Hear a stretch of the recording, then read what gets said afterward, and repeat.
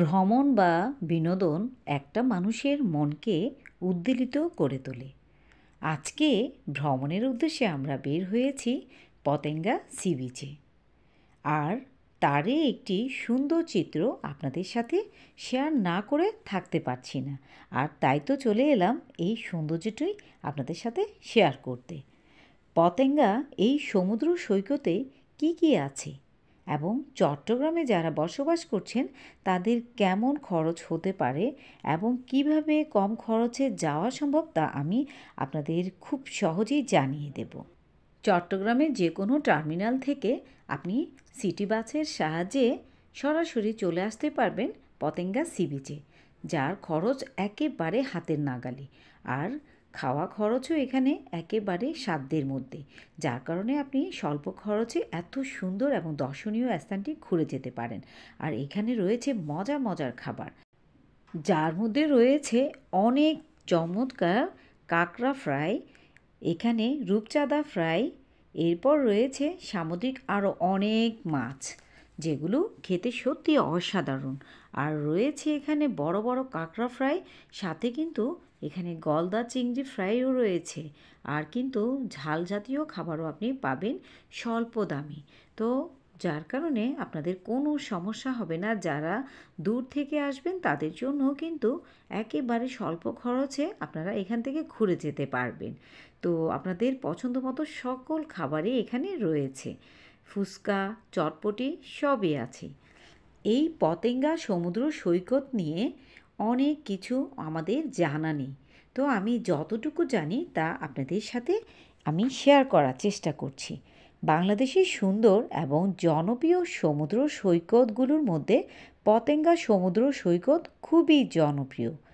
ভারতের মেজরামে লুসাই পাহাড় থেকে উৎপন্ন হওয়া কর্ণফুলী নদীর রাঙ্গামাটি এবং চট্টগ্রামের মধ্যে দিয়ে প্রবাহিত হয়ে চট্টগ্রামের পতেঙ্গা সৈকতের কাছে বঙ্গোপসাগরের সাথে মিলিত হয়েছে এই পতেঙ্গা সমুদ্র সৈকতটি। সমুদ্রের পাশ ঘেঁষে স্পিড বোট এবং বড় বড় জাহাজগুলো এই সমুদ্রের সৌন্দর্যকে বাড়িয়ে দিয়েছে। পানির স্রোত চিকচিক করছে, দেখেই মনটা ভরে যায়। এত সুন্দর একটি মনোরম দৃশ্য কার না ভালো লাগে। 1991 সালের ঘূর্ণিঝড়ে এই সৈকতের অনেক ক্ষতি হয়েছিল। যাই হোক, মোটামুটিভাবে আমি এই পতেঙ্গা সমুদ্র সৈকত সম্পর্কে যতটুকু জেনেছি ততটুকুই আমি আপনাদের সাথে শেয়ার করেছি। তো এখন শেয়ার করছি আমরা এই পতেঙ্গা সি বিচে বা সমুদ্র সৈকতে এসে কি কি মজা করলাম, কি কি আনন্দ করেছি। তো আমার ছেলে এবং ছেলের বাবা দুজনেই অনেক মজা করেছে। আমার ছেলে তো পানিতে নামবেই। সে যখনই এই ধরনের সমুদ্র সৈকতগুলোতে ঘুরতে আসে তখন তার জন্য এক্সট্রা কাপড় নিয়ে আসতে হয়, কারণ সে কোনোভাবেই মানতে চায় না। সে অন্যান্যদেরকে দেখে পানিতে নামার আগ্রহ প্রকাশ করে। কী আর করা, এরপর ওকে কাপড় চেঞ্জ করে দিয়ে এখন নিয়ে আসলাম সমুদ্রের পাড়ে। এখন সে পানিতে নেমেছে, পানিতে নেমে সে খুবই মজা করছে। যদিও এখন অনেক ঠান্ডা পড়ছে, পানিগুলো কিন্তু অনেক ঠান্ডা হয়ে আছে, এরপরও কিন্তু সে কোনোভাবেই কথা শুনছে না, সে পানিতে নামবেই। তো পানিতে নেমে সে যা যা করেছে তাও আপনাদের সাথে শেয়ার করছি।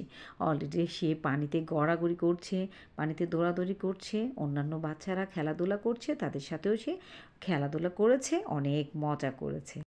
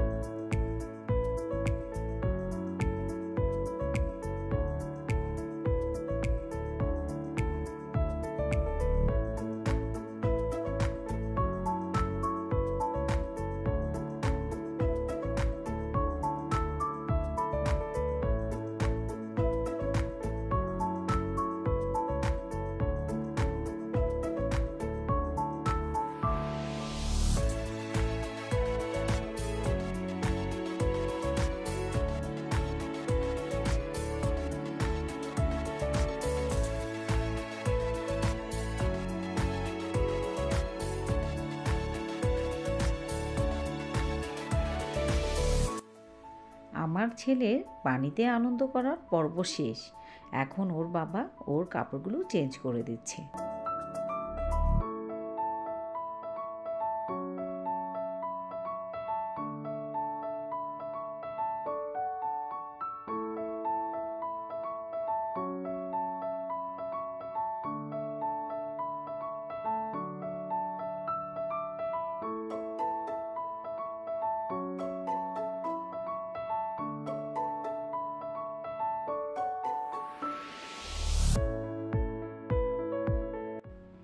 যে কোনো ছুটির দিনে এখানে অনেক মানুষের ভিড় হয়। অনেক দূর দূরান্ত থেকে অনেক মানুষ এখানে ঘুরতে আসে। মানুষ কিছুটা স্বস্তির আশায় এখানে মন ভরে ঘুরে যায়।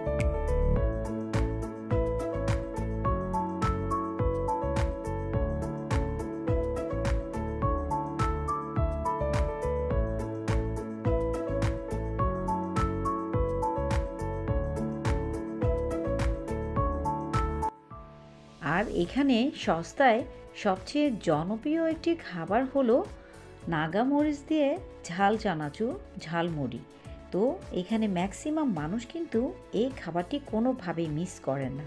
যারা ঝাল প্রিয় মানুষ অর্থাৎ ঝাল খেতে পছন্দ করেন তারা এই নাগা মরিচ দিয়ে মুড়ি চানাচুর মাখা খেতে খুবই পছন্দ করেন এবং খেয়ে থাকেন। অলরেডি আমার হাজব্যান্ড কিন্তু আমাদের সবার জন্য নিয়ে এসেছে। তবে এখানে আমার আর আমার হাজব্যান্ডের ঝালমুড়ির মধ্যেই শুধু নাগা মরিচটা দেওয়া হয়েছে, কিন্তু ছেলেটায় দেওয়া হয়নি, কারণ ছেলে তো আর ঝাল খেতে পারে না তেমন।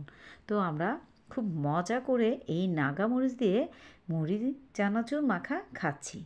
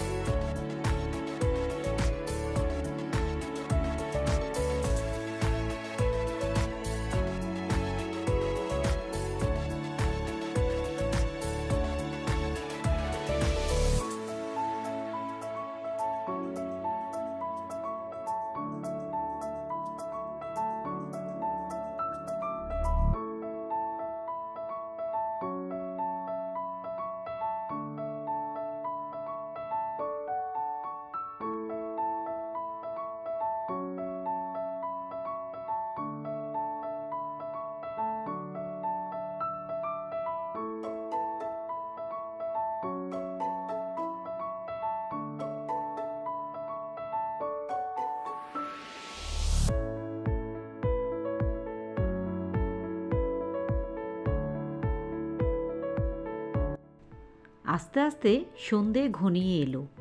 তার মানে আমাদের এখন বাড়ি ফেরার পালা। বাড়ি যাওয়ার উদ্দেশ্যে অলরেডি আমরা বাসে বসে পড়লাম।